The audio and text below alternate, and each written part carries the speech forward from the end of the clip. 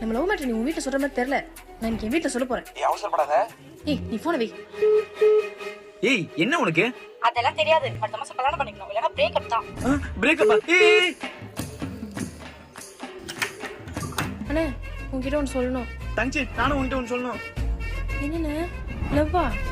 ஆமா உனக்கும் லவ்வா? ஆமாண்ணே.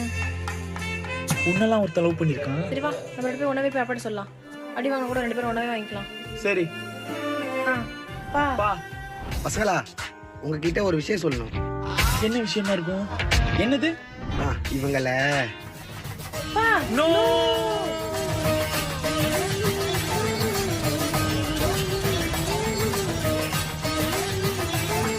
டேய் ஏன்டா ரெண்டு பேரும் கத்திட்டு இருக்கீங்க? நாளைல இருந்து இவங்களை வீட்டு வேலைக்கு வைக்க போறேன்டா. தனியா அப்பால வேலை செய்ய முடியலடா. வீட்டு வேலையா? ஆமா